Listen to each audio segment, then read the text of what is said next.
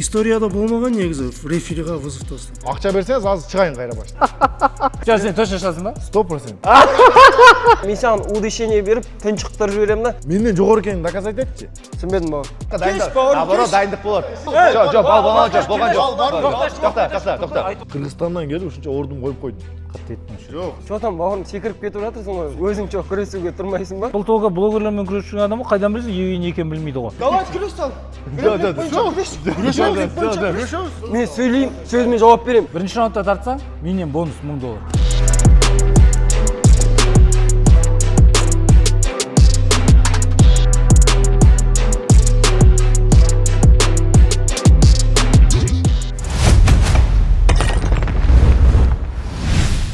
Құрметті қадірлі қазақ елі, құрметті қырғыз елі, бүгін біздің Номад Wrestling подкастында өте мықты палуандар жиналып отыр. Өздеріңіз білесіздер, бірінші осы үлкен ағамыз Халил Мамиев, жасы 39 болса да, салмағы 90 килограмм, өздеріңіз білесіздер, қоян қолтық жекпе-жектен Қазақстанның чемпионы, әрине, одан кейін боевой джиу-джитсу бар, грэплинг бар.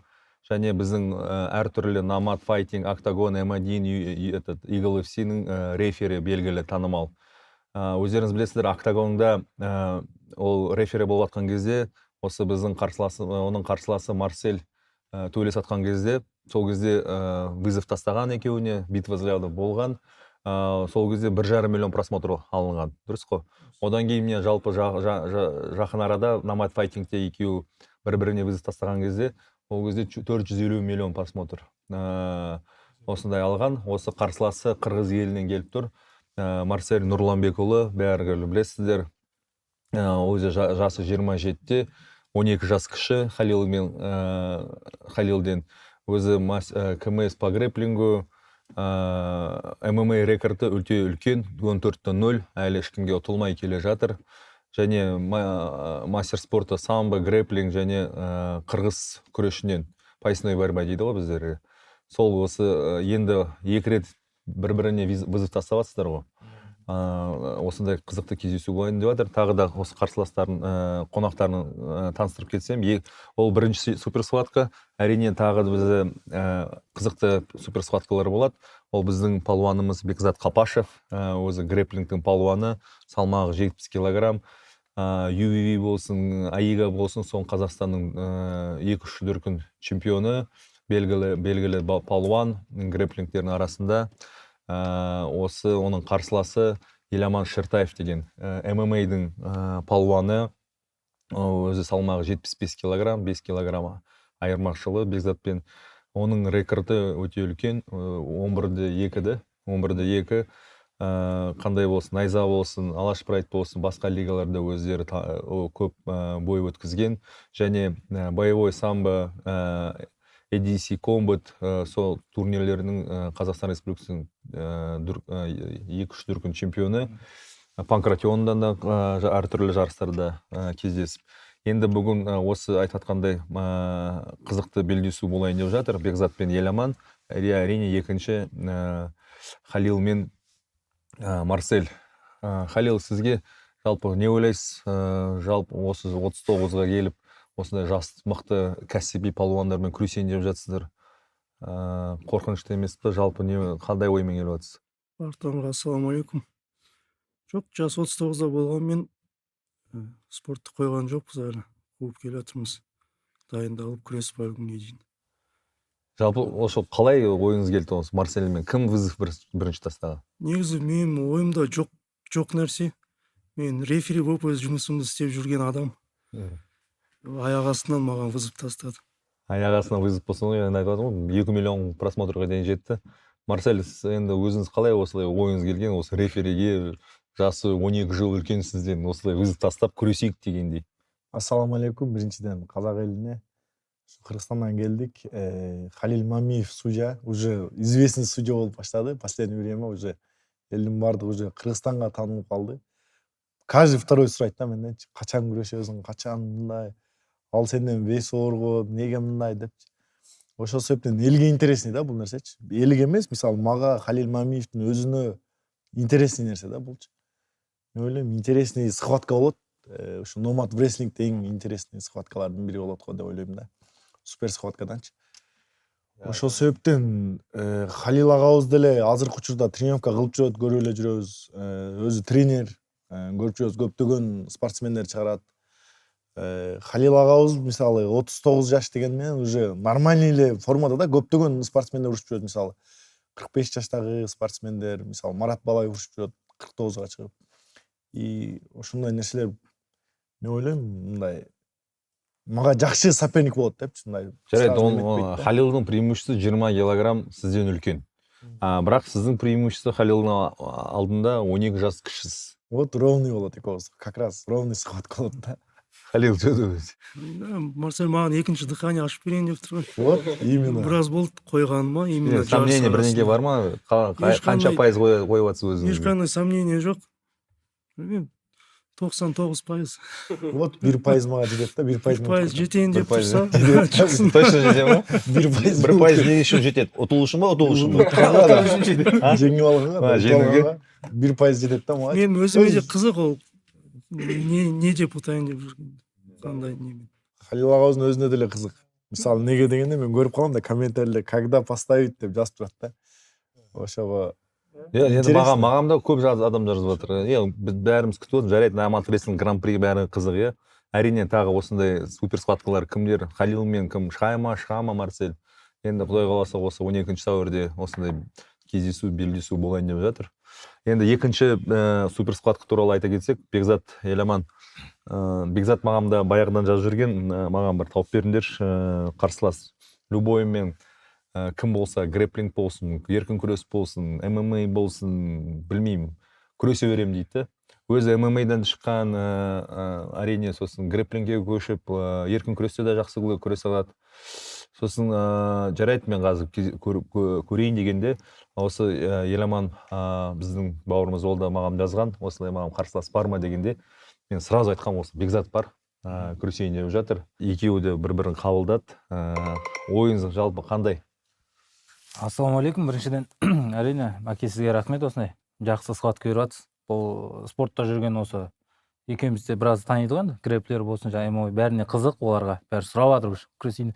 Өйткені екеуміз бұрын бірге жасап жүргенбіз, маған көмектесіп жүрген бұл жігіт енді бізде жаңа UFC дейміз ғой, сода бірінші номер Қазақстан бойынша, Азия бойынша, мирда постоянно жүлдемен келеді, екінші, үшінші орын, мақтанамыз. Бұл мен қапашы былай теңеймін, Азамат Бақыттың кішкентай түрі деймін, просто мықты да.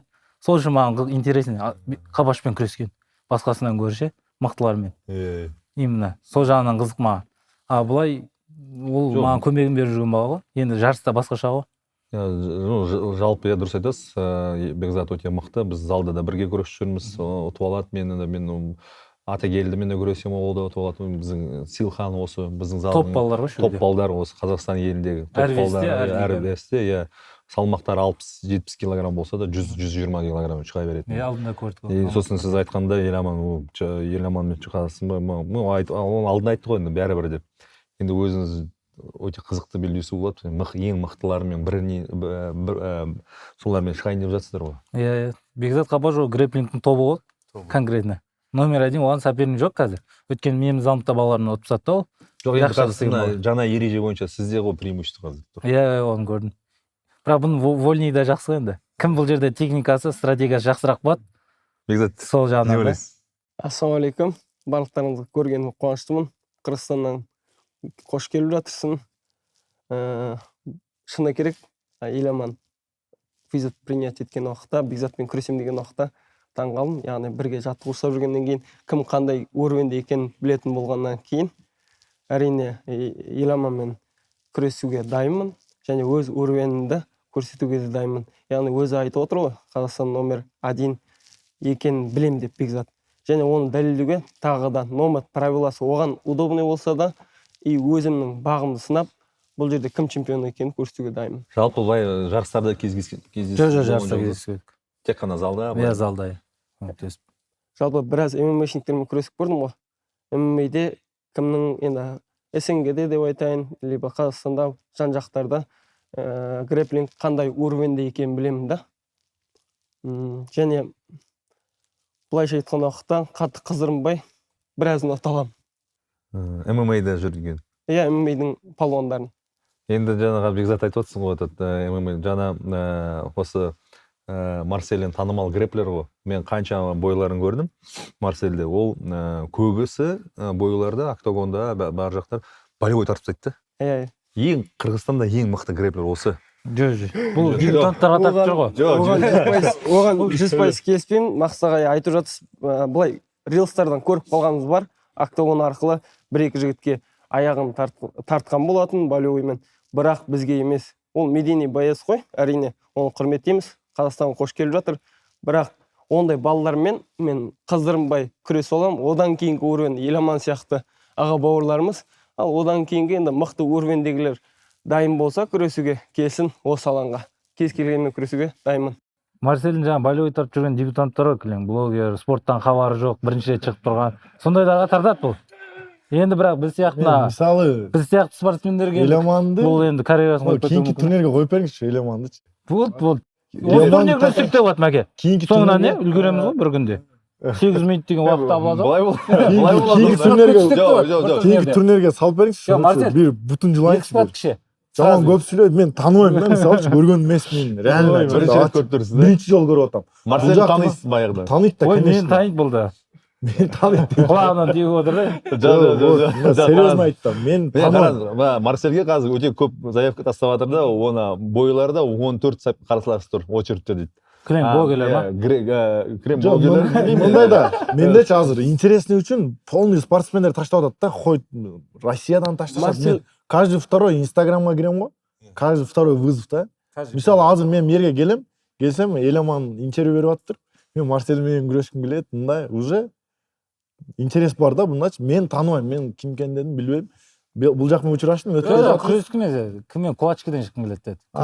Мен күресетін болсам, топтармен күресем ғой. Кулачкадан мен ойлатпаймын. Сен айтып отырсың ғой, 13-ші, 14-ші очередьте тұрады деп та, сен келесінің барлығын визит тастайсың. Конечно, олар саған күреспеймін, төбелеспеймін демейді. Мысалы, кімге вызов таштап атам? Сен соны алып алатсың да барлығын, ойбай очередке тұрын деп. Жоқ, төбелес жағына. Қазір міне күрес жағынан осы бірінші жаңа айтып жатыр ғой, Халил. Баяғыдан уже 2 миллион адам көрген ғой. Енді қазір бізде Намат рейтинг енді Құдай қаласа екінші рет өтіп жатыр. Енді жалпы біз айттық осы мақсат бойынша 3 айда бір рет өткіземіз деп, енді келесі нелер де бар. Міне оған да кім Марсель Атагелдіге человек маски күресі ғой бірінші Намат рейтинг. Ол да вызов тастаған, мен тартыстайын деген. Просто болевой тартыстайын. Атагелді айтады, маған ешкім тарта алмайды. Жалпы. Енді қазір сіз айтып жатсыз, Еламан күресейін деп, дұрыс па? Өзі күресем деп тұр ғой. Атагелді қашып тұр уже. Мен мысалы, мен ешкімізді танымаймын да, мен аға Атагелді кім, Еламан кім, мен вообще көрген емеспін. Бұл жақты дағын ешкім танымаймын да. Мен мысалы бұлар либо ММА-да ұрышады, либо грэплингте күреседі да, екілі. Мен ММА-да ұрышам, андан кейін боксқа шығам, андан кейін кулачкаға шығам. Ошондай да қырғыз күрес. Мен бәріне шығам. Полный вид спортта ұрышып жүремін да менше. Мен жанағындай семьяда жалғыз үшін өзім әрекет қылам, полный нерсекечи. Bir ayda 4 турнир ұрышам да, 4 турнир, иногда 3 турнир ошондай кылам да. Буларга окшош башка иштерим же жанагындай болсо жүрмөкмүн. Ошол себептен мен тынбай урушум керек, тынбай соперник. Мен мисалы азыр Еламанды тартып койсом айтат да, биринчи раундда тартып койсомчу, элдер айтат да, бул Еламан деген шоу экен. Реально айтып калышым мүмкүн. Сен бар го, экөөбүз күрөсөйк, түшүнүш катта тыңдасаң, мен сени тыңдадым го. Бірінші раундта тартсаң, менен бонус $1000. Сен бірінші менен шығып ал, менен кейін бірақ карьераны қойып кетесің. Келісесің ба? Мен антип айтқандар толтырады. Олар блогер ғой сен. Жоқ, блогер емес, мен кулачкадан шығып отқандачы. Кулачкадан мықтылар жоқ қой. Мықты жоқ қой, кімді өтті бұл? Жоқ, мен кулачкадан шығып отпаймын ба? Мен Россияда кулачкадан шыққан бірінші бойғыч. Кулачкадан шыққанда 10-0 боксер бар эле. Бокстан жеңілдік. Сен разговор білмейсің ғой? 10-0 боксер. Рой Джонстың учениги Сергей Акопян деген армян бар эле. Ошо менен кулачкадан чыкканда элдин бардыгы айткан, Марсель утулуп калат, Марсель мында. Аягында мен уттум. Элдер всё Марсель андан күчтүүрөөк экен, болду. Уже следующий соперник да. Ошентип кете берет. Мен мисалы Еламанды эч ким көрбөйт. Даже бир историясын ачып барса соседтери көрсө керек. Ачык айткандачы, Инстаграмдачы. Башка эч ким көрбөсө керек. Сен уже Инстаграм көрдүң го. Азыр сен көрсөттүң го. Мен көрсөткөн жокмун. Мен көрсөттүм. Ошодо. еще бул Кулактан опыт жей жок го дейм. Бул неопытный го дейм. Ушкандар жана халкыбыз Сен развод билбейсиң го. Развод экенин билбейсиң, калай Рой Джонстун окуучусун отуп жүрсүң, ойлойчу. Развод экенин интернетке жаз да Сен көрөсүң. развод билбейсиң го. Сен интернетке жаз Сен да. развод экенин Жо билбейсиң. мен мисалы азыр Жабайланып мисалы көрсөз. эл аман интересныйраак да элгечи ачык айткандачы эл каалабайт да мисалы комментарийден деле жазышат эл аман деген ким деп жазышат да эми по-любому видео чыкканда. Наби Набиев менен экөөбүз кичине жанагындай Наби менен чыкпай качып жүрүн айдады. Поезд Жо, бердим ал- ага. Мен төбөлөс поездга деп. Жок эми ал эми конечно сен скучный Наби, болсоң Наби. эч ким Скучный эмес ол. эгер Шықпайды, сен отказ эгер бер дедим жок маған, отказ бер отказ. жок эгер сен звезда болсоң сен аркаңан Звезда эмес, ол алдында бизде дебютант тренировкага былай келип жүргөн баланы таяк жакпай жактады, айзада көрдүң ба? жеп кала жазда зато Содан эл кийин суранып атпайбы көрмөдүм. ошонун чыгышын сурап атат. Ол эми чыкпайм айзада деп уровенин көрдү да Найзанын. Найзада ары карай чыкпайт. тартпайтынын Жок, билди мисалы ошо Наби Кетип менен койсо дагы болот меничи. Греплингтенчи. Номад wrestlingке Сен койсо блогерлерди издеп атсың го, көрдүң ба эмне ушу? Наби Ол блогер эмес блогер да. го, ол боец эмес, мен билем го. Жок, булар жана жок, медийный ол- боецтерди булар блогер деп алышкан да. Азырчы Ол мындай боец дагы. эмес, ол Жок, түгүл салмайт. турсаң, азыр мисалы эл аманга биздикиндей возможность берсечи, кичинеси үстүн чечип алып бакырып чыгат, мындай кылып, депчи. Возможность жок. Булардачы харизма жок, возможность жок. Мисалы булардыкы өтпөйт. Ардеке кылып тартып көрүшөт. Мен канчалаган профессиональный спортсмендерди көрдүм. Видео тартышат, вайн тартышат, өтпөйт да, окшобойт. Марсель, Мисалы Казакстанда деле мен деген Марсель мындай дейсиң да, эми сен тыңдадың ба? профессионалдарды көрүп атам, Дурус. сүйлөп өтөйүн. Профессионалдарды көрүп атам, вайн сайын тартып, ошентип аракет кылып атышат, элге өтпөйт да. Башка спортсмендин харизмасы бар, ал адамдыкы өтө берет. Мен мисалы блогерлик кылып, вайн сайын жанагындай эчтеке кылып көргөн эмесмин, мындай кылыпчы. Мен чисто бойго түшкөм, андай кылгам, болду. Эл көрөт меничи. Эл көргүсү келет ошого. Марсель сөйлөп Мисалы көрдүң ба? сени Жок, көргүсү сөйлөп келбейт бөлдүң го го, дедим да. Дурус, ол бойду кыздыруу керек. Бирок бойдо да шамал кызыгуучулук болуу керек го. Азыр адамдар уже комментарий жазып атыр. Рух файтингте да сен сыяктууларды куртуп атыр уже. Потому что көп сөйлөйт дейт. 5 минуттан кийин шаршап калат экен. 5 минуттан кийин сен сыяктуулар шаршап, Кайерде чарчаганын А көрдүм. бизде Жок, зрелищный мен бойдор чарчаган бар, кайерде кан көрдүм. болуп. Жок, чарчаганын кайерде көрдүм. Сен развод билмейсиң го. Жок, сен Сен бойлоң менен турсаң көрдүң го. А? Сен бойлоң, сен өзүң азыр мени Мен наматта сүйлөгөндө болдум да. титиреп атасың, Сен анан кара дагы наматта фот бербей сүйлөп атат. Сен мен тыңдасаң. Титиреп атасың, Сен мынтип туулайсың, сүйлөй албайчы. развод алмайсың го сен. Жок, мен менен биринчи урушуп көрүш керек. Адам Жигиттер, Сен блогермен төбөлөсүң. Күрестеміз ғой, төбелестеміз. Жок, азыр азыр греплингтебиз, греплинг жөнүндө сүйлөшөбүз. Ооба. Кім конкретно қандай позиция ұстай алады, қандай тейкдаун ұстай алады, қандай болевой ұстай алады. Интересный деп Соған атат более да. қызығырақ. Интересный деп атат. Жок, айтып интересный деп атат го. Бул мен интересный урушам, мындай урушам. Бир жерде интересный урушкан көргөн эмесмин, ыйламан. Каерде мен Мен Капыс төбөлөскөндөн кийин көрөсүң. капыс чыгып калган жерин көргөн эмесмин да. Мисалычы бир Казакстанда спортсмендердин бойлору чыгып калат да, релизтенчи кыска-кыска. Ошондой бойлорун көргөн эмесмин. Сен Мен бойго чыкпайсың го асында, килген кулачкадан гана чыгасың. ММАдан урушуп жүрөм го.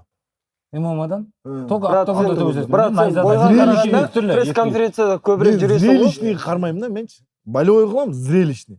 YouTubeга азыр кирсеңер 11 миллион просмотр алган. Мунун полный жашоосун кошуп, боюн полный кошсо 11 миллион адам көргөн эмес ачыгы. Полный жашоосун пассеттерин кошсо 11 миллионго жетпейт. Бул просто эртең менен күрөскө сол кезде шыңгыртам го. Агалардан бит кысып коюп. Бекзат не ойлайсың сен? Ол Бекзатка жетпейт. Жоқ, маған айтады, там 4-ші схватка сен тұр дейді да. Сен маған жетпей, сен шаршап уже. Жок, менен кийин карьерасы көп кетет Бекзат. Ағамызбен күрес болғаннан кейін маған мен мисалы мен мындай да саған болевой Ооба, тартпай, мен мен мисалы- саған удешение беріп, тұншықтырып жіберемін да.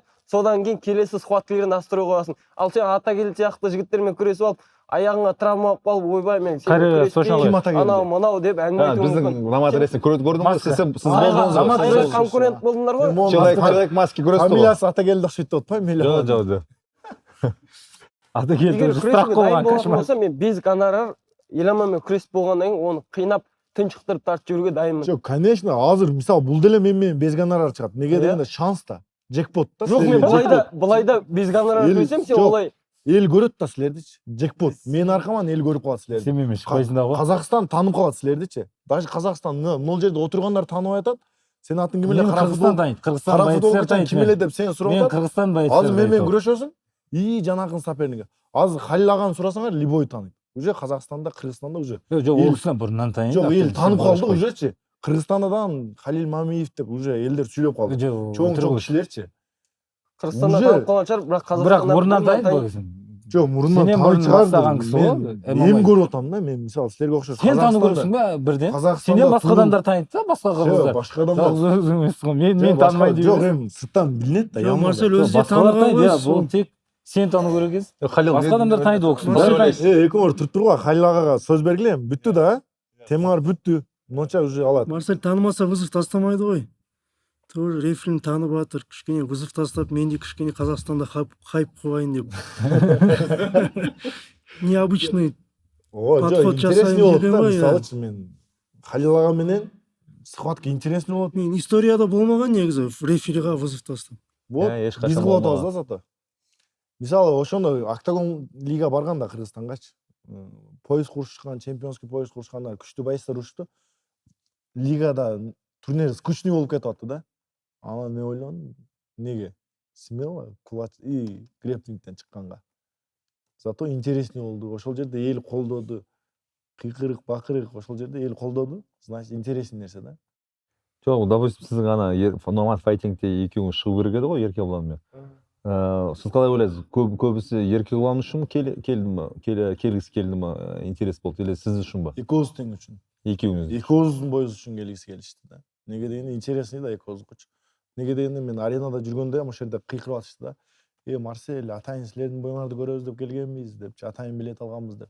Личка майым жазып атышты, атайын билет алган, алдык эле. Я билем, оның көбісі. Интересный да биздикичи. Мисалы, Эркебулан азыр жана Өзбекстанда Хумайын деген бар. Мисалы, эл көп көрөт да, эл колдойт. Ошол себептен интересный. Азыр мына Эламан менен родной экөө бири-бирине сүйлөп атат. Экөө мага сүйлөп атат. Вот. Интересный үчүн сүйлөп атышат да. Азыр экөө бири-бирине разогрев кылыштын ордуна мага сүйлөп атышат. Жок, сен менен кийин карьераңды токтотойн деп эмес. Жок, мен пенсияга жүргүм да. Эмо бир сөздү кайталап атат, башка сөз үйрөтүп койгончу. Оған сол күні анда қандай аппетит бар, соған қарай сол болевойды тартып жіберем ғой, без проблем ғой. Бири-бириңерге кичине неметсеңер, интересный болот. Силерге болсо келгиле, мен үйрөтөйүн Сен экөөңөргө. кыштоотсуң өз тилде. Разогрев. Конкретно Еламан мен Бекзат осы былай айтканда Халилдың, Марсельдің орында ата келден кейін тұрсыз ғой, допустим. Үшінші заявка, бірінші Халил болды, екінші ата келді, үшінші сіз, төртінші Бекзат. Мына екеуіңіз кім ұтады? Бекзаттың немесе Еламан ұтса, сол Марсель шығуға дайынсыздар ма? Әрине дайынбыз. Мен Как раз ойлойм, қызық ба жекеміз. мен ойлойм, бул жак утушу мүмкүн да, но неге дегенде бул уже моюндап атат да. Бул номер 1 греплер уже защита коюп атат да өзүнөчү. Утулуп калышын билип защита коюп атат. Ошол себептен бул утулуп калчу да эле болуп атат магачы. Защита коюп атпайбы? Билбейм. Сен агаларың, аталарың баксы бирдей тауып болмаған ба негиз Кыргызстанда? Жок, андай Сен эмес. жоспарлай дегенди алдың. Сондай айналыспамы? Сен ган таанымайм или Жок, өзүң сомнение алып. бәрін біліп сомнение емес. Сомнение эмес, Мен сүйлөп атасың. сомнение емес, мен сразу айттым ғой басына, правила маған удобный деп. Кім көз жүргізеді, мен ұтып аламын деген деп. сияқты кылып айтасың сенчи. Сен менен жаназына мен көрсек. Номер 1 греплер. Баксы емессің ба сен? Жок, сен көрбөйсүң. Бәрін Неге айтып жана? отырсың. Сен мага сүйлөп аткан, сен титиреп атасың. Наоборот. Жок, мен Маған ойлойм да. қызық солай. Қайсымыз ұтамыз? Дай сол бір жағынан қызық. Бонус па бізге ол? Онда беке, қара, жаңадан келген не идея. Конкретно. Кім ұтады? Бонус болсын соған. Жоқ, былай, Марсель. жарайды, былай болсын. Мүмкін, Халил ұтып жүрсе Марсельді, онда қалай шығасыздар? Сол бір күні күрестірейін деген ғой. Иә, солай күресейік. Бірақ мынаған духы жетпейтін сияқты. Давай, конечно. Келесіне деп отыр. Мынаған духы жетпейді, Маке. Жок, Мынаған духы жетпейді бір күнге. Өйткені келесіне дейді да, бір күнде күресейік десем. Марсель, допустим, қараңыз, смело. Марсель, жоқ, былай ғой енді, былай қараңдар. Допустим, жер күресесіңдер. Мүмкін ұтасыз, мүмкін ұтып қаласыз Халилдан. Дұрыс қой? Бірақ Бір ұтылады 5-4 сағатқа гран-приде өтіп бара жатады ғой. Как раз Еламан мен Бекзатты күрестіріп жібереміз. Екеуіне кім ұтқаны? Келесі күніне 2 сағатқа дайынсыз ба? Смело. Экөө сүйлөшкөнүбүздөн Смело. Екеуі кімнен ұтады? Бір-бірін ұтады? Биз экөө сүйлөшүбүз керек да ал жагынчы. Қалай? Гонорар жагын сүйлөшсөк уже гонорар жактан зависит этет да. Біріншісін первыйға, екіншісін второйға жеймін ғой, короче, очередьке тұра берін, смело. Жоқ, айтып жатыр ғой. Гонорар, мен ақша төлеймін деп жатыр. Ашқарым келем, Ұтыласа. ішем, второйға жеймін. Еламан ұтылды. Дасыр жынсаң. Эламанды $1000 каякта $1000 деп атпайбы бул. Сен досрочно ата аласың ба бірінші? Сен бірінші менімен шығып ал, сосын көреміз оны. Бу Эйламан. шықпайды да бұл менімен. Эйламан, мына Бекзаттан утулат экен. 100%. Бекзат менен уже настрой кое бергиле, бу уже утулду дей бергиле да. Сен Бірақ ұтыласың бірінші. настрой қойсаң Уже страшный сон болып уже грэплингке Бекзатка эле уже беріп. коет окшойсуңар мен. Бу Эйламан уже. Сен қолың сынып келмей ма сол күні? уже алдына қайталанбай ма? Кол басылган. Байқа, аварияға түсіп қалдым. Халил Мынау гипсте кетіп тұр ма? Гипс байлап, Маки бұдан бәрі шығады. Иә, главный травманы салмаңыз. Бір 40-50%-ке жай күресесіз. Жоқ, бұл кеп алып шықпауы да мүмкін. Солай ма? Балтақпен ба бірдеңені кеп алып, больницада байлатып алып. Мен жолда там Бішкек трассы. Иә. Просмотр жинау үшін кетіп кететіні бар кейде. Мен лига чакыраттар родной. Мисалы силерге азыр Сен точно шашасың ба? 100%. Ге. Ушуну бериңчи, білмейді Халилден кийин, Халил агадан кийин ушуну бериңчи Эйламанды. Әне уже. Сразу. Жоқ, бауырым. Міне уже кетіп бар. Сен жаңа Мен айттың сразу ғой. көрсетейін. Менмен де шығуға дайынмын дедің ғой. Бірақ Сен сен задний тамам беріп келмейсің жатсың, ба? брат. Сен азыраак Задний сүйлөп атасың, берме. но Жоқ, что-то сен көп тамам келмейсің. сен көп сүйлөп атат да, ушуну тартып кой. Жоқ, бауырым, Бул- көп сөйлегенде емес, мықтымен Брат, күресейші конкретно. мықты. Кел Көрдүңбү күрес. сен слабый Өзіңнің болот. грэплингте мықты екенін бір Сен- көрсеткің келе ма? Кел, ол шаршалаңда. Сен Номер- Бекзат Я слабый Бекзат деп. Кетіп тұр, өз менен кейін Правила қалмайды. жағынан сен удобный ма, саған удобный ма? Давай кел, 8 минутқа жеткізбей, уже напағаң беріп ұстап жүремін ғой. Сүйлөгөндөр. Конечно, мен деле айтып берем, мен сен 1 минутта Жоқ, утам бауырым, деп. Сөз мен да ал. Болды, сөзіме дайын. жауап беремін. Сен сияқты сөйлеп, до конца әрі бері кетіп қалмаймын. Жо, мен деле сүйлөп көрөм да сага окшоп. Мен 1 минутта 2 утам, 3 утам. Ал сөз да. Менен күреспей уже екінші адамды сұрап жатыр ма? Жо, силер Сізді ұтып қойды. Мен қашан Бекзат Халил аганы угайлы. Биз экөөбүздүн схваткабыз болду да, экөөбүз. Иә, әрине ол енді көптеген күткен көрермендердің арасында 2 миллион просмотр жинаған, ол өте қызықты болады. Енді мына жерде кішкене подкаст Халил мен Марселдің және Бекзат пен Эйламанның несі болып жатқан жоқ. Марсель мен Эйламан Конкретно екеуін де ұталамын деп. Жо, мен уже көнүп калгам. Мен постоянно пресс-конференцияга барам го. Полный жабылат, уже көнүп калгам да. Мен мында тихо. Бірақ сен андай пресс-конференция бардың ғой, блогерлермен барып бірін-біріне Жо, шапалақ, жо, су жо, шашып, жо, білесің бе, сондайлар болып кетті ғой сендер. Сен Бұл айтып жерде ондай айтпашың емес, керек. Жок, ал спортсмендер. жерде сен айтып айтпашың керек. Ал жерде профессиональный, сенден ham күчтүү спортсмендер бар. Жоқ, сенің именно ерекше жүргендерің. Басқалар бар, мен басқаларын Жоқ, білемін. маған Именно келгенде- сенімен ол жерде су Жоқ. шашып төбелесіп жүрсіңдер ғой. Каерде көрдүң су чачканын? Наматта, кулачкада. Төбелесіп жүрсіңдер, бірін-бірін Ким? гостиницаға кіріп алып ұрып. Жо, ал Номатта эмес, Найзада болуп Найзада атпайбы? екеуіңде. Сен Сосын хардкорда. Сен урушуп аткан лигада болуп атпайбы? Мен айтып отырмын ғой, әр жерде бәрін емес деп, боецтер бар деп. Дұрыс Ошо па? да, Бәрі именно. деген жоқпын, көрдің бе? Неге Сен Найза, шығатын деймін. неге Найза блогерлер чогултат? Именно сен шығатын деп отырмын. Сенің сопернигіңді айтып Что-то отырмын. Найза скучный болуп, блогерлер чогултасыңар силер последнее время. Түсінбедім бауырым. Найзаны айтам. Орысша айтшы, или қазақша. Жоқ, ол түсінікті, ол айтып жатыр. Найзада сен тек қана блогерлер ұтып жатсың ғой дейді. Жо, блогерлер эмес, блогерлер блогерлер чыгарып чогултуп атыр. атышат. Найза Болтур Блог көбейіп Найза жатыр айткан. дейді. Найза айткан, біз профессиональный лигабыз, біз Найзада блогер көбейіп кетті деп жатыр Что-то ғой. последнее время Найзада блогер көбөйүп кетти. Не себептен? Ой, профессионал Жоқ, боецтер ояқта Жоқ, қазір жоқ ойлаймын. блогер. Жок, И блогер. кім бар блогер? Болуп тура, мен Кім аттарын айтса, билбейм. айтса енді аттарын білмесең. Аттарын Сен билбейм. бақсысың ғой шамалы ойланса. Жоқ, Аттарын билбейм. профессионал боецтер Тек төбелесіп жатыр, сол арқылы Тек мысалы қана трапқа профессионал. жолдама Тек қана профессионал дейді. Даниэл Жоқ, Дончикке жоқ, әлі жоқ, атын береді. айтсай сен Мен білесің. атын Сиге билбей яғни атам жол да. ашады. Қалай білмейсің, сен білу керексің ғой, сенің нең ғой. Жаңа коллективтерің. Қай боец? Мисалы, Жоқ, өзің бірге жұмыс істейтін блогерлерін тану керек қой. Мен боецтерді танимын конкретно. жок, мисалы, мен Дұрыс қой енді сен. мен урушкан жерде сен уруша Жоқ, элексиң сен да, бар мындай. дейсің да. Сен келесің, мисалы, мен Кыргызстанда лига болсо, мен номер 1 болмокмун. Бул Мен Казакстан. Алматыда Қазақстанда номер 1-мін. Ким айтты сен номер 1? Мировой рейтингте сенен жоғарымын. Кана, мен бирөө көрсөтчү кана. Менден жогору экенин доказать этчи. Сенен Менден жогору жоғарым. эмессиң. Сен әлі поисқа төбелесе алмай жүрсің ғой. Мен поезға Қайда прилагать тұрсың? етіп мен сага окшош. Қашан төбелесің сен? 500 Октогонда мың- поисқа жете алмай жүрсің. 500 000 теңгеге чыкпайм да мен сага.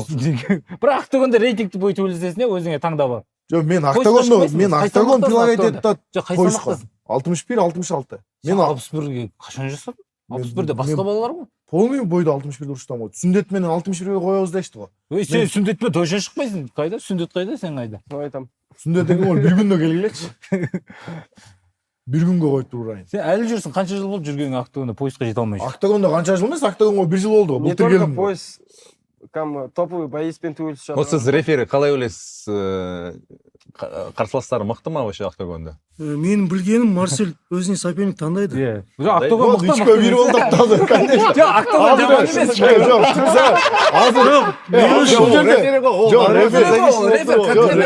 Нейтральный айтып жатыр ғой. Халил ағай, менің сопернигім болып тұр. Андан нейтральный. Мен сопернигім. Менен шыға тұрған. Рефери ғой, біледі ғой. Жоқ, рефер, конечно, мен Халил ағай менен шығып жатса ана. Менің ученигімен пресс-конференция болған, Айвазбен. face-to-face болған Айвазбен. Жоқ, мен мысалы face-to-face болды, маған прилагать етпей жатты да. Мысалы октагон Марсель, но мен ұрыс десе ұрышамын да. Мен мысалы ким бұзып таштай берсе мен 100 адам емеспін, аз бұл жерде эле 3 тұрады. Қайтып успеть етеді? Жоқ, мен тренермін ғой, маған жазады октагондан там. Халил ағай, Марсельге соперник керек жақын арада. Бірақ Марсель отказался деп ойлаймын. рекорд болса да өзі слабый болу керек дейді. Потому что ол қабылдамайды.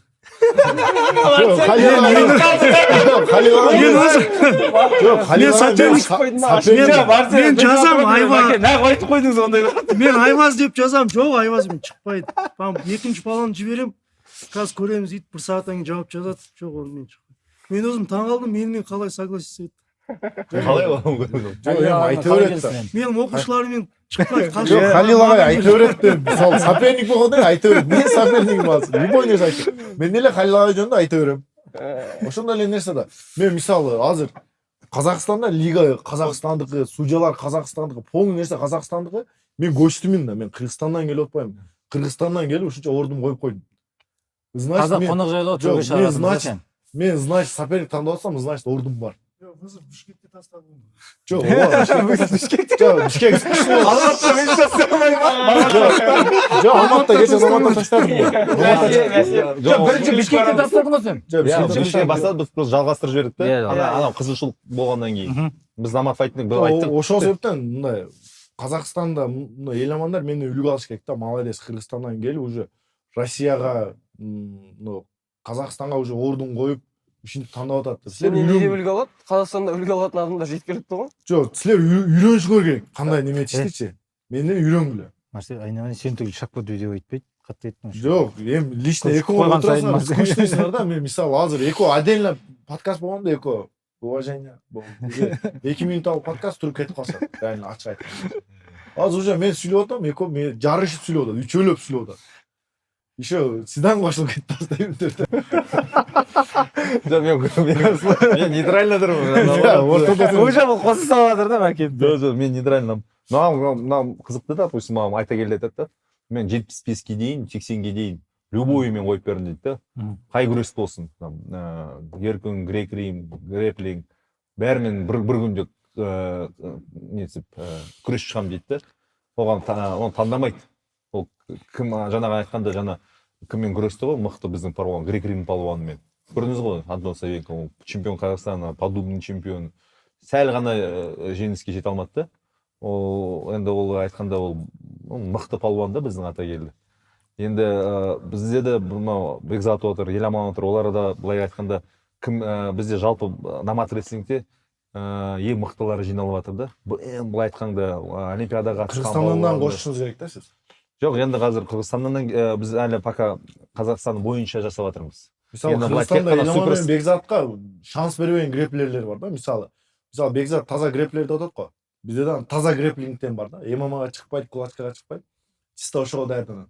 Мен ММА'га даярданып калгам, бокска, кулачкага ошондой болуп калдым да. А так таза грэплерлер бар, шанс бербегенчи. Таза грэплер болсун, таза ММАшник болсун, өз весинде кез келген ата алат. 70-теби? Иә, 65, 70. Болду, мен бир соперник алып келейин 12. Что там бауырым секирип кетип жатырсың Жоқ, ғой. Өзүң жок күрөсүүгө турмайсың ба? Жаңа баарлана Жоқ, бұл уже грэплерлер чакым жампазданып жатыр. Соны айтам. Бұл уже айтып жатыр да. Грэплерлер маке. Бұл айтат. Эко бир сөз талаш кетип атат го. Сен ешкім келмейді, сен грэплерсің, мен ММАшник. Бекзат тоқта. Бұл айтып жатыр. Грэплерлер айтып берейік дейді, грэплерлерге. Сен сияқты грэплерлермен күрескім келмейді деп конкретно айт. Онда мен саған конкретно газовать етпеймін. Жоқ, газовать етебегиле, силерди газовать етпегиле деген жокмун. болсаң. Мен просто айттым, Кыргызстандан алып келип коюп бербейсиз деп атам. Кыргыздардын спортсмени. Мен талай кыргыздармен Азия чемпионумун го, жеткиликтүү эмес ба? Кыргызстанга енді Кайсынын чемпиону? Азия чемпионумун UFC'ден. Өз весимде 66 килограммда барлыгын уткам. Казак, кыргыз, өзбек. Бұл грэплинг не екенін білмейді. Бул толго блогерлермен күрөшчү адам кайдан билсин ебейин экенин билмейди го. Сен буга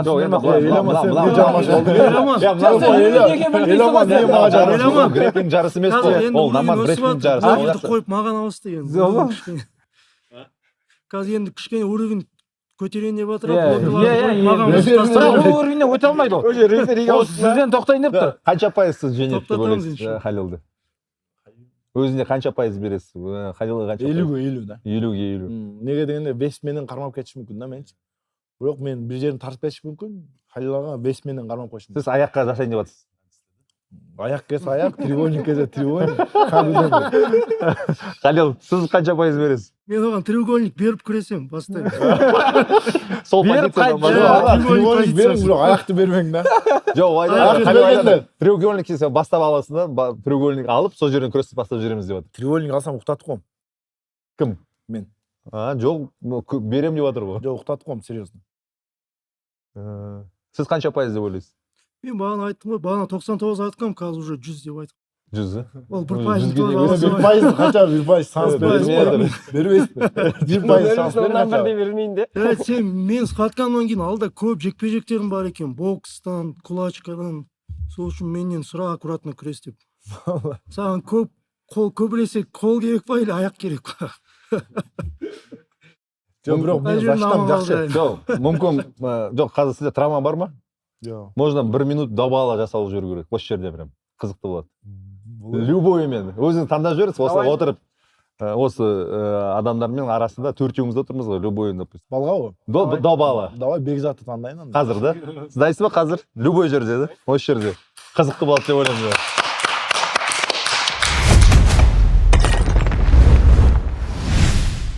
Рефери, готовы? Спортсмены готовы? Марсель, сәл қашып жүр енді. Кеттің, Марсель.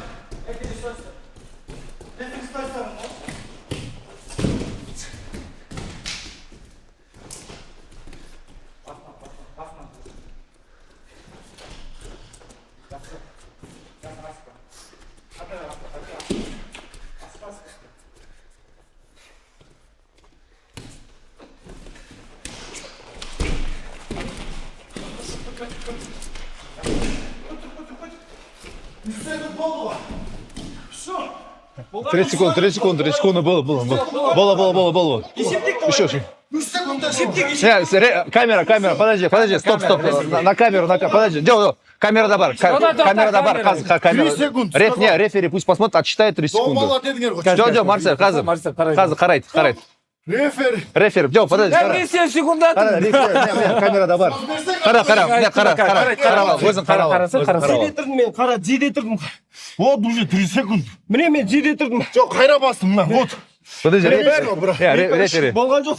Мен аяғын көтеріп тұрдым ғой. Папала дедіңер, болды. Видеоны қара. Жоқ, брат, сен мойнына шыққан берді. Сен мені... Папала ұтылды, болды да, папала. Позиция есть. Позиция есть. Но менің жем тиген жоқ, қол метр ғой. Реферден талашпасын. Реферден талашпасын. Айтсашы, мен қолға тұрдым ғой, сен аяғын көтеріп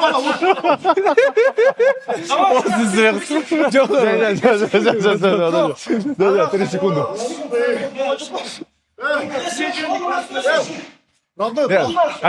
Рефери айтып жатыр, 2 секунд болған жоқ деп. Жоқ, папала болғанда мен бір соқчы айтпаймын ба? Фиксация болу керек, 3 секунд фиксация болу керек. Мақсаған өзіңіз айтыңызшы, папаның номер бал бар ма ол жерде?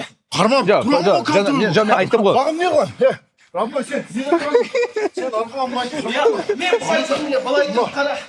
Бір аяқ тұр ғой, міне қара бір. Қара, сен тиге тиіп тұрған жоқ. Төрт тағанда тұрған конкретно күресек, добал. Подожди, ладно. Конкретно. Ол келесі жарысқа қалсын. Наоборот, Давай, күресек. Сен секіріп кетесің, давай, кел. Жоқ, секірмей. Кел, күресек ал. Кем ұтады саған? Давай, фейс-на-фейс қылып қалшы. Сен жаңа неме шығам деп едің ғой, не қашып жатырсың? Неме шығам деп едің ғой, кім ұтады деп қашып жатыр ма? Сен білесің. Кел, күресек. Давай. Все. Наоборот, келесінеге. Жоқ, келесінеге, наоборот, келесінеге. Айтыңызшы, ойында болмасын. Жоқ, мен рефери емеспін ғой. Подожди, Марсель, подожди. Тоқта, подожди, Марсель. мен судья емеспін. Давайте ашуыңызды басайық, Иә. спокойно. Мне судья бар. Судья мен соперник болған. Жоқ, он здесь объективно, Марсель, тоқтай, не переживай. Он субъективно смотрит, братан, қара. Жоқ, Исламбек, смотри, Төрт балл болды. вот судья рефери же, он же объективно смотрит, он же сейчас не смотрит эту сторону. Он говорит, он на видео пересчитывает. У нас всегда, когда былай қара, Марсель, бізде спор болған кезде, конкретно, бізде күресте, біз видеоны қайтан қараймыз, үште. Енді жаңа біз екі-үш... Марсель, тыңда, айтып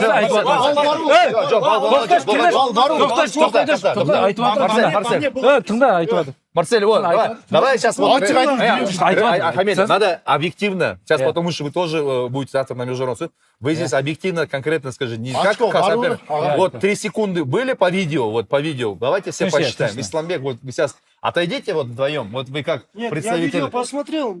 Нет, вы сейчас отойдите без спортсменов. Иә. И давай, как они решат, вот Исламбек Мен тоже. азыркыда контроль қармап тұрмын. 10 секунд. Сол жерден бастап Иә, жүреміз. Сол жерден бастап жүреміз. Все, пусть они посмотрят. Все, нормально. Жоқ, ол даже құрметпен наоборот. Аға, Молодец. репликтечі. Уже 4 очко болды. Күрес көрсін сен. Ол версиясына байланысты. Сенде нага ғой. Жоқ, ол Қырғызстанда сондай версия бөлінеді ғой. Қырғызстан версиясы нага ғой, ода беруі мүмкін да. Бал жоқ. Ал егер мен былай тұрсам, сенде точно 2 балл бар еді. Жоқ. Жоқ, ол Қырғызстанның версиясын айтып отыр да.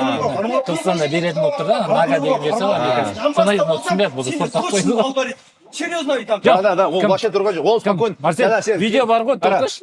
Финал Азамат. Ендігі бұта тачка. Менен күресің. Сен менен күресің. Боецтердің физика жақсы. Физикам қанша слабый болсын, сен 80 болып келсең де тұрар боларым. Боецтердің физика жақсы. Физика слабый екен, Сен еркек менен шығар. күресің. Физика слабый екен, байқадың ба? 5 балға чауып таштадым, жамбас чауып. Видео бар. Ол кісі ММА-дің судьясы ғой. Жоқ, жалпы Арқаға жылдырсаңыз кішіне. 3 бал, 3 емес. Көрдіңіз бе? Қанша секунд өтіп кетті. Жоқ, бағырым қара есепте міне. Міне 50 Жылдырың арқаға дағы кішіне. міне, қара енді осы жерден. Осы жерде сана. Жоқ па, мен Кішіне жем жылдың тиіпті да. ма, жем тиіпті ғой Аған жоқ па, қара. Не болды, подкаст түсіреміз да, не болды? Или 8 минут сұхбат көреміз да. Сен қармаған. Секундтармен қарап отыр. Жоқ, Қармаған бір, міне, 2, міне, жем қара, жем көтеріліп тұр. Сіз қарашы, жарты секунд. 3 секунд болған жоқ, Марсель, конкретно болған жоқ. Міне, мынаге менен күрсен, мен физиканы сезіп тұрмын, иә. Келіңіз десі, родной, ашко жоқ. Мен физиканы сезіп тұрмын, көрдің ба? Что, вопроса не было, да, балла? Столько... Физикам слабый деп. Да, всем преимуществом физика, давай, кет. Судья, подожди, секунд, подождите, борцы, вам замечание, борецтерге, вам замечание, не останавливайте сами борьбу. Судья должен оставить, судья жұмыс істеңдер. Жақсы тұрғандар тағы да қазір көрінбей алып жүрмейді. Шашынымен, қазір. Балы дедіңер, ана Жоқ, бал жоқ қой, бал фиксация жоқ. Жоқ, сен до 10 деп ойлап тұрсың. Да, до действия, давай. Қазір ол судья жұмыс істеңдерші, өздерің бермеңдер оценканы. Азаматпен, Исраиловпен тоже сондай болған. Ол лақтырды ғой. Өчірмеу келеді, ана ертеге өчіріп салған ғой ана. Қайсыны? Жоқ, екеуін де салады. Екеуін салады. Екеуін де салады, Марсель. Бір Сен лақтырған да салады, бәрін саламыз, қорықпа. Екеуін де салады. Ондай жоқ ай. Судья, вот, на судью работа. Не останавливай. Время қойғыла, время. Время, қара. Посмотри минуту, скажешь мне. Да, смотрите. Сами выводы не делать, тоқтаймы, судья қараңдар, судья жоқ десе. Мына жерде стол болса, итеріп жіберемін мына жерде мен сендерді.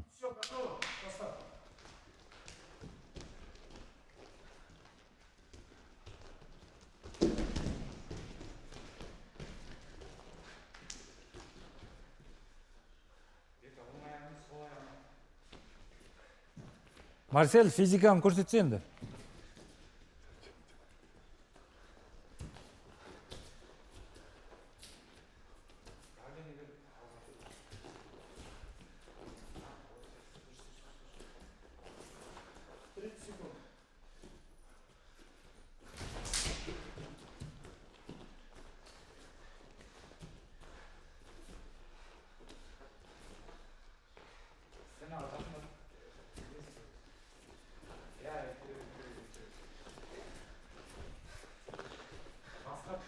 Он 15 секунд kaldı.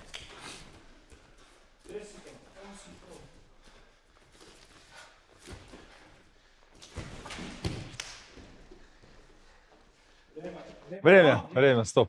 Что скажешь теперь? Ничего. Да? Судья, что? Ничего. Все. Давайте, face to face. Неге атакой жетпедің ал? Еркекше, неге атакой жетпедің? Мен саған Болливуд тартып отқан Все, жоқпын ғой. Бекзат, болды. Face to face. Наслед. Сразу тартам. Мен күресемін тұр физикасы көбей алмады деп. Давай күрес сал. Намаз реслингке күресесіңдер, тоқта. Слабый екен. Жоқ, намаз реслингке күресесіңдер, face to face, болды.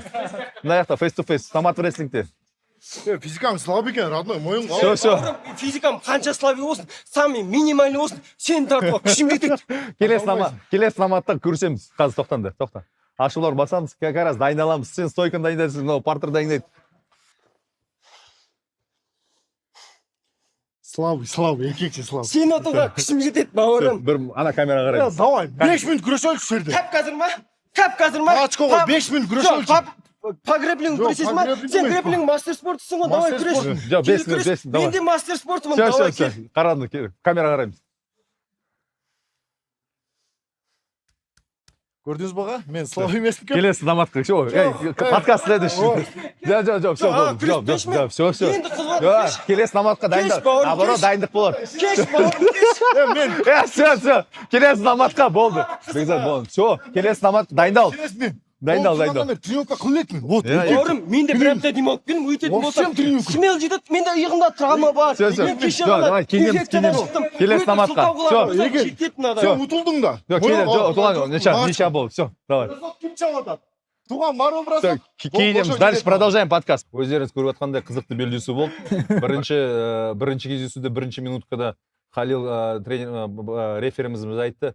Енді Очко жоқ дейді. Фиксация болмады дейді. Очко жоқ дейді. Қайтадан тұрғызып жіберді. Жарайды. Фиксация болмады, Марсель өзі тоқтатты. Жоқ, мен айтып жіберейін. Бірінші недеде базар жоқ, барасоктар болды, бірақ фиксация болмады тегдаунда. Все, ничья болды, дұрыс па? Сіздер келістіңдер, екінші спатқа шықтыңдар. Екінші спатта өздерің көріндіңдер. Екінші минуткада тең болды. Енді былай айтқанда, сіз айтып жатсыз анау кімнің Бекзат физикасы жоқ екен, сізде физика көп екен. Мүмкін оның несі партерде әдістері өте мықты шығар. Сізде стойка может мықты шығар. Енді сол намат реслингке дайынсыз ғой осы Бекзатпен конкретно шығуға. Следующий турнирге. Жоқ, сіз айттыңыз ғой, экон кіміз ұтқан? Осы Халил ғой. Физический мощь. Маке, физический мощный. Физический мощный болып тұр. Менімен күрескен қызырақ болып тұр ма? Жоқ, қызығырақ емес. Экон ұтқанын мен көрмеймін бе? Кім ұтады? А что там, брат, задний беріп жатырсың ғой, жаңа айтып Жоқ, жатырмын. задний емес. Жоқ, сен слабый екенсің да, физикаң, родной. Сен өзің айттың ғой, күштілермен күрес деп. Сөйлеп болдың ба? Екі орын күштілермен күрес Мен саған қойын. мүмкіндік бердім, чтобы сен қашып кетпес үшін. Медийный боецтер всегда қарсылас таңдайды ғой, жаңа Ана не ызылдап, екінші минут сұрады, қашып кетпесең. Жоқ, мүмкіндік берсең, мүмкіндік берсең, бірінші минуттелі. Бал болды деп. Зрительдерге де қызық болмай қалады. И сен де өз задний беріп Жоқ, менен ойладым. бауырым. Менен ойладым. Сен қатты шауып тұрып тарып салсам, Халилаға отказ беріп жүресің. Ошағын ойладым. Халил ағайда сөйлесін, ой жұртмен. Халил, енді сізге сұрақ осы жалпы жаңа спатқан көріңіз. Мүмкін күресін мықты. Кім басымды болды Халилаға? Күресін мықты болды. Жалпы осы жаңағы минутка бойынша, жаңағы келесі сіздің кездесу бойынша айтып жіберіңізші. Тең болды, бірақ кішкене преимущество көрінді Марсельде физика жағынан. Что бросоктар жасады, бірақ фиксация болмады. Бірақ екіншінде шаршап қалды ау деймін, ә? Ой, қандай Біріншінде шаршайды? молодец, жақсы көріс, екіншінде итерсем жүріп алып бүйтіп спаттың сосын қашып жіберді. Ағаға сөз берсең. Контратакада істеді ғой. Бірінші аяққа кіре берді ғой осы кісі. Сол үшін ол кішкене контратакалар жасады. Кірбей қойды да, проход Екіншісіне өзі атака жасай алмайды. Кім? Өзі күтіп жүрді Марсель. Конечно, Халилаға мен сопернигім да Мен қарап тұрдым ғой, сен секундатын көріп тұрдым мен. Біріншісінде жақсы көресің, Экинчисинде уже экономдоп жүр да, дыханиясын несин Жок, итип турсуп алды оңай әйтеуір. эмес. Созулуп Жок, алды. физика- Минутка да эчтеке чечилбейт да физика жок ачык деп эче. Жок, бир проход Жок, көрсөң ооба. дөңк өткүзөсүң. Жок, эчтеке чечилбейт да. Минуткада утсак утулсак акча бербейсиңби? иә Акча берсеңиз азыр чыгайын кайра башына. иә Кунуң канча коймадың го. Марсель сен ақшаны былай қатты Дальше түрме айтшы. бізде былай ғой Жок, мен үйүм снос бізде болуп атат. төбелес емес қой Үйүм снос болуп атат. Мен үйдө эң чоңумун. Мен мисалы эгер мен бай болсом, Таиландтарга барып тренировка кылат элем, сборлорду кылат элем.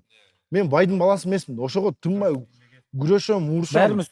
Ата энеме акча алып барам. Мен бойдон утам, полный акчаны апама алып барам. Могу керектиңерге иштеткиле ушундай. Ошол себептен мен бир жерде ызылдаган жерде ызылдайм. Көбүрөөк акча алайын депчи. Ата энеме еще мен өзүм врачкам бар. Врачкам еще будущий. Әрине бауырым әркім өзінің проблемасын айта Что беретін да? болса. жоқ оныкі дұрыс Келіншегіме. Спортта Жау. аш бала жүреді ғой, тоқ бала ешқашан бұндай спортта жүрмейді ғой. Не істейді ол? Жанын қинап, жүрегін соқтырып, осыншама удар жеп, күресте қиналып, барлығы аш бала, Жоқ, ошо да, барлығы осы жерде еңбектеніп, өзінің адам нәпақасын тапқысы келеді. Вот Барлығы именно күреседі, мен барлығы көбүнчө төбелеседі. акчага неметтам да. Иә. Спортто сен акча үчүн жүрөсүң да, чынбы? Бардыгы семья Бірақ багажда енді жүрөсүң. минуткага енді ақша сұрай бермеу керек. Жок, эгер интересный болуп атса. Каждый минутконда аламыз ғой ертең біз. Өтіп тай берсең спорт жабылып қалады. Жок. Енді минутка Жок, ұят. мен аганы тааныйм да. Жагдай бар, акча бар. Ошол Жоқ, себептен. енді енді басқа да спортсмендер бар ғой. Жалғыз саған бере бермейді. Марсельге беру керек деген жоқ қой. жалпы енді еламан не ойлайсыз жаңағы күресін көрдіңіз бекзаттың күресін көріп алдыңыз Жоқ, бекзаттың бұрыннан білем ғой. иә Марсель молодец, физика салмағы ауыр болып тұр, алдыға жүгіріп, бірақ енді андай екенді айттым ғой бұл. Блогерлерді ұтып, 1-2 минутта үйреніп қалған ғой. жоқ сізді ойлайсыз екіншісіне енді шашып- намат рестлингте екеуі кездессе бекзат деп ұтап деп ойлайсыз ба ұтады деп Жок, бул жерде Қалай ага болып 50-на 50, бекзат утат, мен утам. Греплингте жанагындай. Мен Может- сөйлеп отырдым ба? Туруп мен сага Жоқ, мен айтып айтпайм, бул айтып Марсель тыңдасаң. Жок, азыр Халил ага менен буга берсеңиз, конечно, үчөө жабылып атса мага айтат да. Жоқ, біз саған жауап Мен бердік. ачыгын айтайын. Жоқ, мен 50-ге 50 бул жерде бекзат. Неге деген греплингте бир путун алып кетсе, уже чыкканга выход жок. Либо треугольник жабылып калса, уже чыга албайт ал жерден. Может, ал мени жабып калаттыр, может, ал мени, же мен аны жабып калаттырмын да. Бир приемгочу. Ошондой жагыбыз бар да. жоқ былай мен былай айтқанда мен қазір айта алмаймын 50-ге 50 деп көріп тұрмын потому что мен бекзаттың күресін білемін оның күресін мен өзім күресіп жүрмін мен марселмен сен күрескен жоқпын көрмеймін бірақ сенің видеоңа қарағанда бірақ сен мықты әдістерің бар болевой аяққа тартасың ана жерін тартасың енді мүмкін білмеймін күресте мүмкін сен тартып жібересің ба ол саған наоборот тартқызбай ма потому что оған қанша рет көрдім қаншама болевой мықты греплер әлемде жүрген греплер тартқан кезде ол спокойно гибкісімен шығып кете береді екен сондай моменттері бар Менде чемпион миралармен күрөшкөн, Иә. Open Европада күрөшкөн. жалпы айтып жатырмын иә Лично енді ойлаймын Қырғызстанда- қазір намат рестлингте екеуің кездескенде ең әдемі өте мықты бір кездесу болатын Жоқ, сияқты деп Қырғызстанда ойлаймын қараңыз қырғызстан елі қарап жатыр қазақстан елі қарап жатыр қалай ойлайсыздар қазір өздерің комментарийін жазып жіберсеңдер кім ұтады бекзат ұта ма қазақ елінен немесе марсель ұта ма қазақ елінен сол сұрақты жауапты біз осы көрермендерге айтқызайық жарай ма Көрермендер не шешеді екен? Кісін келесі выпускта. Жок, көрөрмөндөр мен сосын тарап мен болуп сендер кетсин, неге дегенде сендер сфаткаларың болған Ел көп кезде қолдап марсель берсең, да? сендер сфаткаларың болған кезде мен жалпы осы подкасттың комментарийін бәрін жинайын да айтамын конкретно бекзатқа 100% берді 100 адам берді сіздерге 95 адам Вот берді именно Осы- көрдүңүзбү? Мың адам берді потому что марсельде подписчиктері көп көбісі марсельге болет деді дұрыс па біз санаймыз и сол санаған нәрсені біз сол жерде коверді шешеміз Әрине, оларға 1000 адам бере берсін, ол маған наоборот мотивация болады. Оған 1000 адам беріп жатыр, не только Марсельге, и 1000 адамға мен көрсетем, что Марсельді ұта алатынымды да. Жок, неме бекзат, мойындач греплинг мындай бару экен, мисалы Элеман айтат, блогерлер менен урушкан, мен кармашкан адам гана билет да, мен чувствуамычы, реальночы. ММАга чыкканда деле Марсель слабый деп любой принимать эте бериши мүмкүн. ММАга чыгып мындай бир кармаганда уже Халил ага зорго ажыратып жетишет да, реальночы, мындай ачык айтканда моюнга алыш керек, мындай экөөбүз да мындай ровный эле греплинг. жаңа халил сіз көрдіңіз ғой енді марсельдің күресін қалай ойлайсыз енді 100% бар ма или кішкене Слабый 90% греплингтен түстү ма айтыңчы ага, оюңузду айтыңыз. түстү ма хотя бы Сага жарат сырт. Вот. Сырдың 10 пайыз. Еңбекпен. Бірақ сен физика дей Жа физика жетпейт. Сен Жоқ, сізге, конечно, сізмен спорт жоқ. Мен өзім бесім, 66-61-ге физика уже нормально. Мен неге дегенде, залда деле күрөшөм да. Мисалы, 15-0, 13-0 балдар бар бізде делечи. Греплерлер бар, мощный, чемпион мира, Нага деген Америкадан өтүп келген балдар бар. Ошоларды кадимгидей кармайм да менчи. Мен алар бир бала бар бізде, өтө мощный греплер. Короче, Америкада утуп, көп жерлерде утуп келген. Сразу тартат да буттанчы. Бирок мен аны контролго берип карматпайм да. Бутумду тарсам, физикага салып бурап кете берем. Мен физикага көп салам, эгер греплингти физикага салам.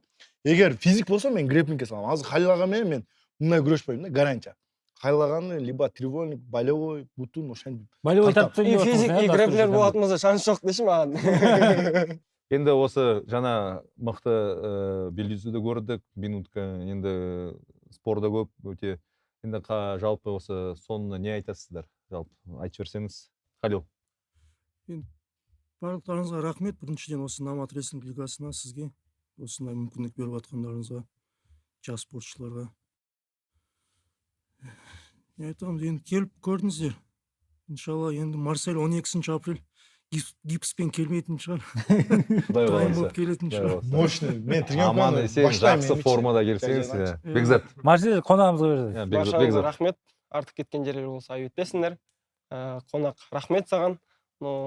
Нағыз күресте Номадта көрсетемін. Сіздер де келіңіздер, билет алыңыздар, біздерді қолдаңыздар. Номад рестлингте нағыз мықтыны анықтайтын боламыз. Құдай қаласа 12 апрель болатын Намат рестлингке келіңіздер, прямой эфир көрсеңіздер болады, және билет алыңыздар, біз қолдап осы спортсмендерді. Не осы үшін жүр ғой жаңа, Марсель бәрімізде сол мақсатымыз бір, еліміздің туын көтеру үшін, және сонымен ақша тауып отбасымызға алып бару үшін жақсы подкаст болды деймін. Енді жақсы қуаткерлер болайын деп тұр. Осы жерде отырған. Өте қызықты. Сол бәріне сәттілік осы жерде жетін. Травмасы келіңдер. Бардыңарға чоң рахмат. Қазақ елі өте көп қолдайды да мені. Қарапайым қазақ елі. Мен Россияда ұрыстам да Марсель, қырғыз бауырым деп тынбай жазып тұрышады да. Ошол себептен қазақ қарапайым еліне чоң рахмат, Алла разы болсын. И Қазақстанның лигаларына да вот Номад рестлингке чоң рахмат, Алла разы болсын. Ушинтип бизде өзүбүздө мындай ММА, грэплинг спорттор өнүккөн эмес. Ушу Казакстанга келип нан таап жеп атабыз. Ошол себептен қазақ еліне да чоң рахмат чакырып атканыңарга. Азыр бул жерде мындай болуп, Халил ага менен мындай болуп, булар менен болуп аткан уже наоборот жакшы, элге интересно. 12-синде күтөбүз, жакшы сухбат болот. Халил аганы таптаганы көрөсүңөр дейм. Келип колдоп кеткиле, ошол себептен самый главный без травма, эч ким травма албасын. Атене без травм жетейик. Без травма сол жарысты өткүзейик. Ошол себептен күткүлө 12-синде жакшы сухбаткалар болот. Бардыңарга чоң рахмат, Алла разы болсун. Сизге дагы рахмат. Құрметті көрермендер, 12 сәуірде біз сіздерді күтеміз. Өте қызықты кездесулер болады. Және 13 сәуірде біздің Номад рестлинг жуниор өтеді. 16 және 17 палуандардың арасында осындай қызықты кездесулер де болады. Бәріңіздер келіңіздер. Күрескен де арманда, күреспеген де арманда.